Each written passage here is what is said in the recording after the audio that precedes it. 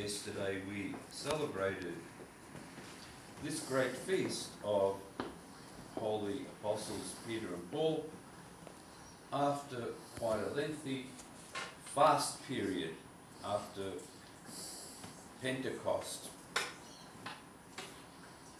And the readings that we heard today carry some of the most profound aspects to do with both our spiritual life and with the life of the church in general.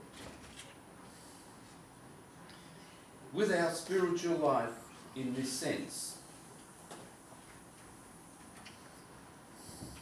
St. Paul, who was not one of the original 12 apostles, but came later, speaks about the glories that were manifest to him by the grace of God. And he says that he knew a man, whether in body, he doesn't know, or out of a body, he doesn't know, who was lifted up to the seventh heaven, and saw such things that are impossible for people of the earth to hear or to comprehend or to see or to understand. We know that he was referring to himself.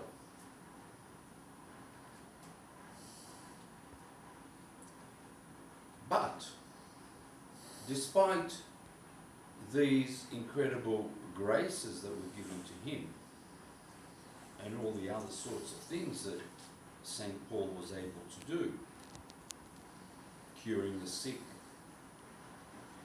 bringing many into the church, founding churches in various nations, he says that a thorn was given to him to buffet him. How strange is that? A person who is lifted up to the seventh heaven and gets a glimpse of the heavenly realm and does such wonders where even his shadow was able to cure a person, or touching his kerchief, which they call now handkerchief, brought about miracles, is given this thorn to buffet him. Why is this so? Why would such a holy person be given such a thing? He says that he prayed to the Lord 3 times to have it removed. And the answer was no. You're going to keep it there because your strength is made from the weakness that you have. In other words, you get your strength not because of you, but because of the grace of God that runs through you. Because if you didn't have that thorn, you might start to think very highly of yourself. Very highly.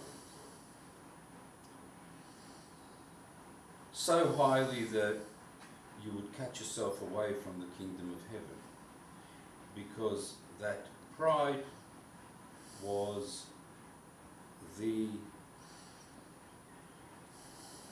mistake that the holy angels made that became demons.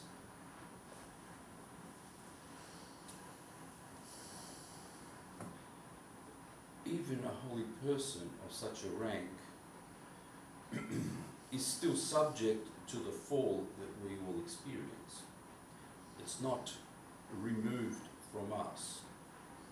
And that's why if you study spiritual life and you read the Holy Fathers, you will realize that they say that no matter how much grace they get, or how high they think they reach, at any single moment they are terrified that they might slip down very badly and cause enormous sins to fall upon themselves. St. John of the Ladder, in his book, talks a lot about that. A lot.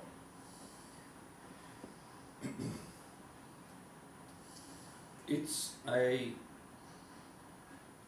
spiritual state which every one of us can see quite clearly within ourselves. You do the smallest thing.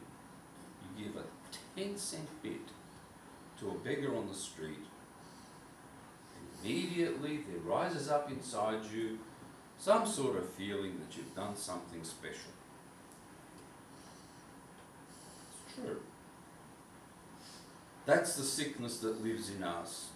And that's the sickness that people cannot recognise, especially in the world that we live today. They don't realise that we are sort of in a state of being bad perpetually. And that's why we're continually repenting.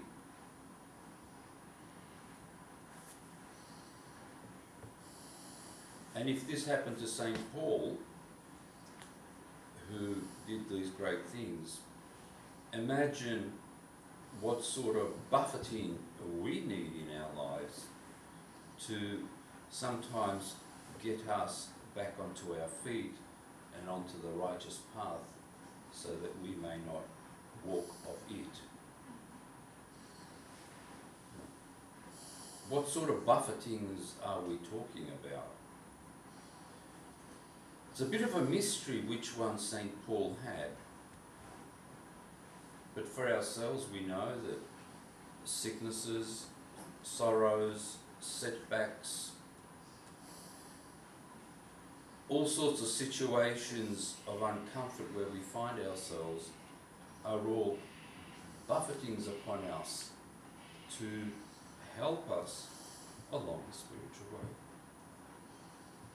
So evidently, all those things are not important for us to get into the kingdom of heaven. As it says that when a person dies, their sort of thoughts disappear. Because most of their thoughts are of no worth anyway. And we need heaps and heaps and heaps of help from the church, from the Holy Fathers and the Holy Mothers, from the Mother of God especially, to try and keep that sickness that we have under control so that it doesn't overshadow us. Because if it does, and particularly if it does in the Orthodox Church, it's extremely difficult to get out of.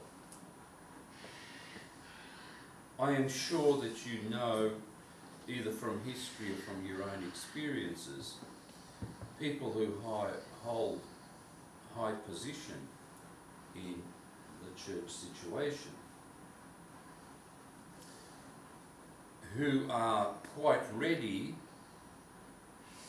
to compromise the truth one way or another.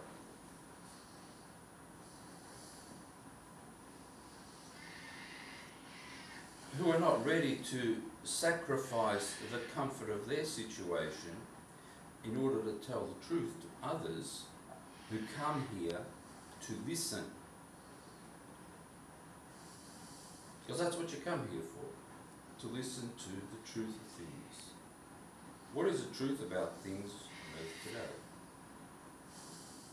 What do you want the priest to say? How wonderful it is that you turned up today and sang so beautifully in the choir and brought some flowers and put up some candles. Is that what you want to hear? And when you go away, is that what makes you happy that you are somehow moving along in the kingdom of heaven, doing those things? Because I can tell you that there are people who are not orthodox who do a heck of a lot more than that. Heck of a lot more than that. That knowing the true state of things, and the true state especially about yourself, is one of the most important things that you will get out of the church. One of the most important things that you will get out of good confession, out of a spiritual life, which will teach you where you are stumbling and where you are inadequate.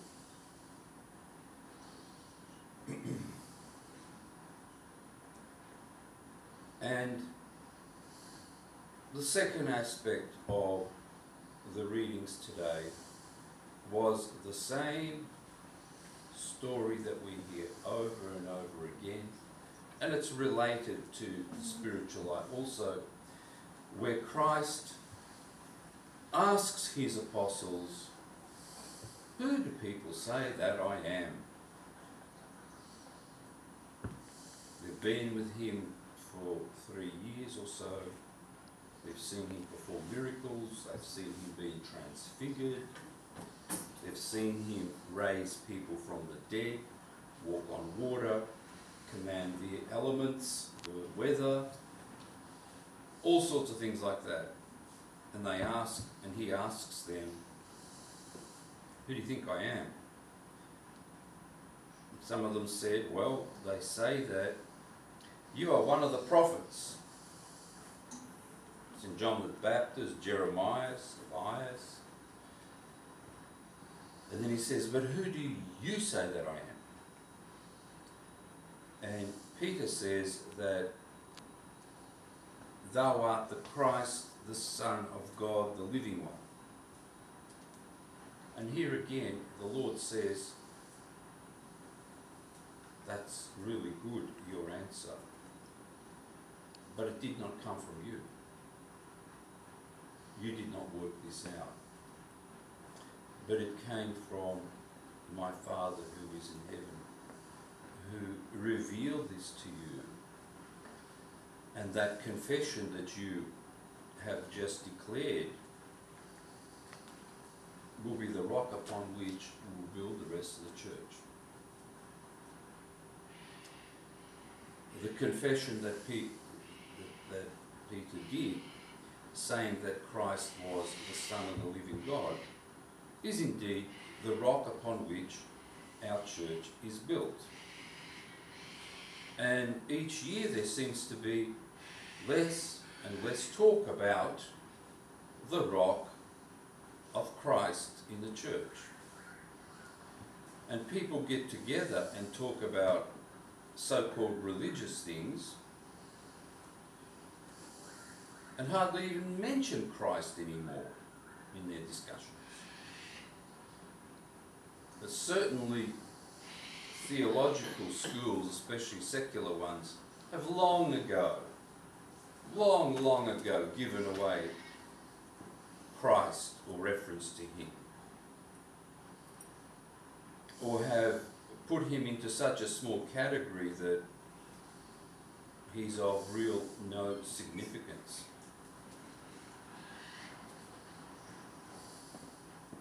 And yet that's the whole basis of our faith, that Christ is the Son of God, becomes one of us in order to make us one like God with the Father and the Holy Spirit. Of course, there's 1,000 years of controversy of that already with the Roman jurisdiction which fell away in 1054, when it said that when Christ said to Peter that I will build the church upon this rock, that he meant that he was going to build it upon Peter. He was going to build a church upon Peter, the one who was going to deny him 3 times and cause all sorts of troubles.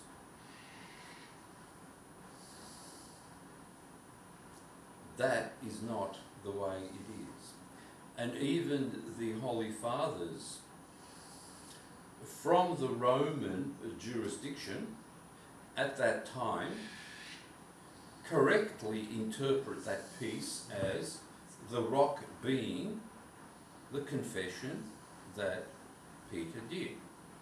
He confessed that Christ is the rock, and the church is built upon Christ, not upon Peter, who is, excuse the expression, a fallen, sinful person.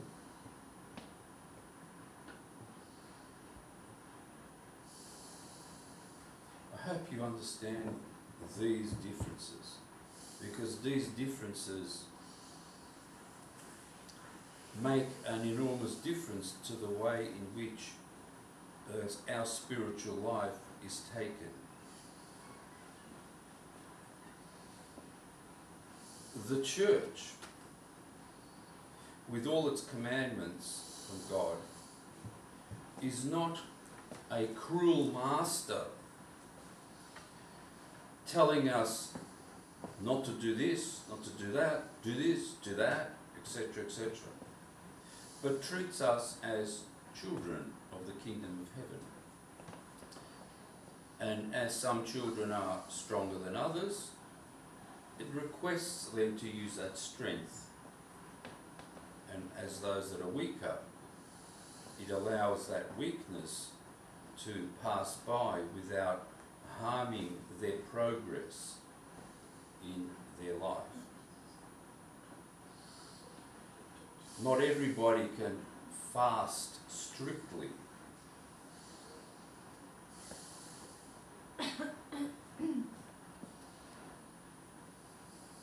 Or do the full cycle of services as is required by the church.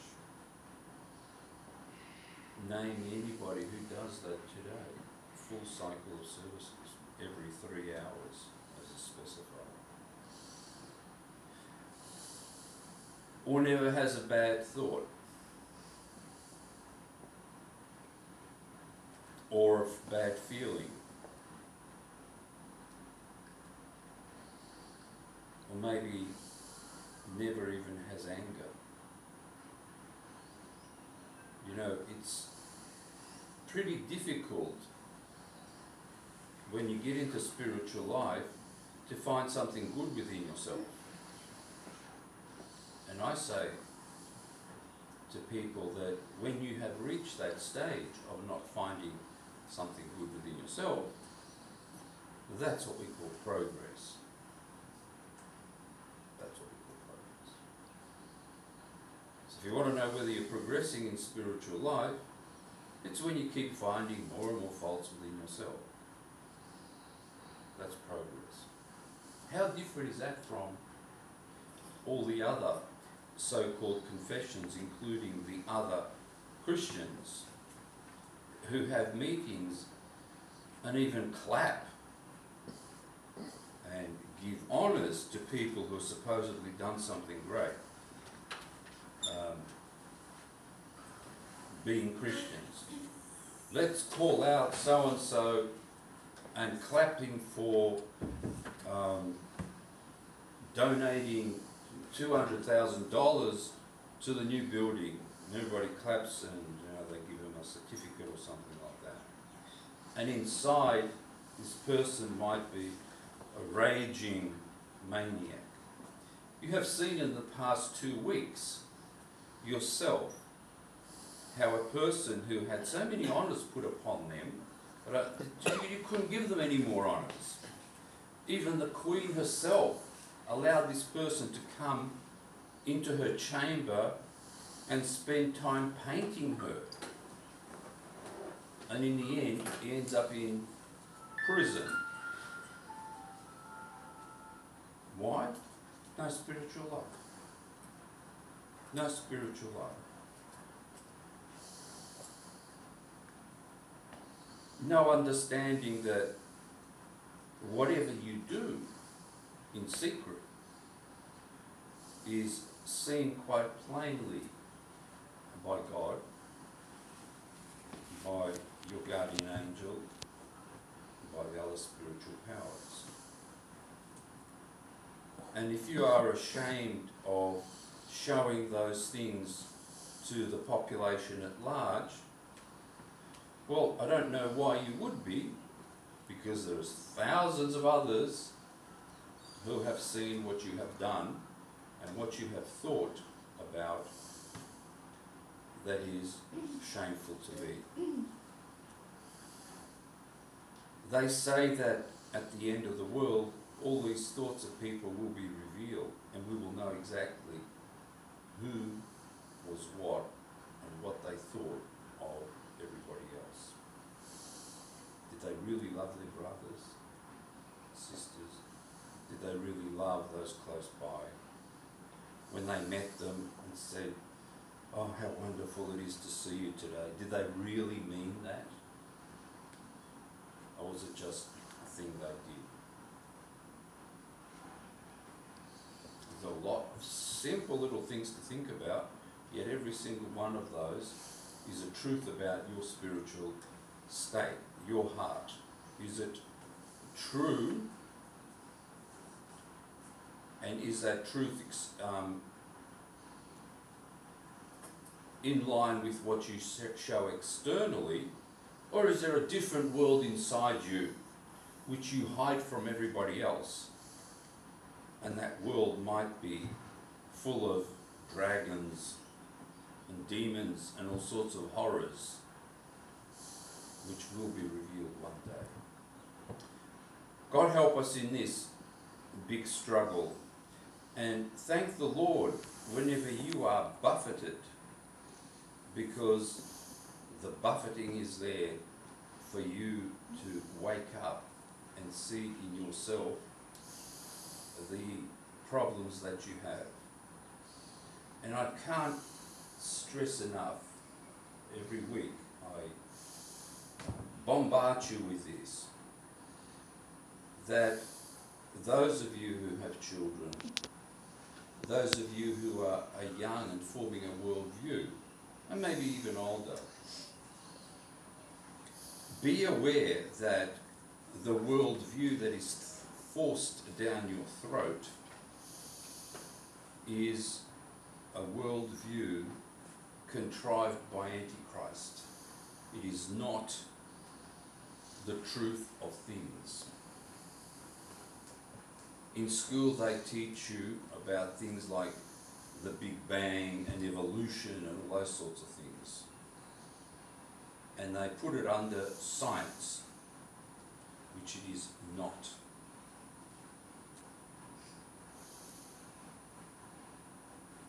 And other sorts of things like that. And it is up to yourself to find out the truth about those things. Tell your children if they are young. Let them find out if they are old enough to find out. And make sure yourself know who pulls the strings in the world today, right now. Who is pulling the strings economically, politically, and in every other single way? Who is it that has the true power that is making things happen the way they are happening? And if yet you don't know, then maybe you're in for a big surprise.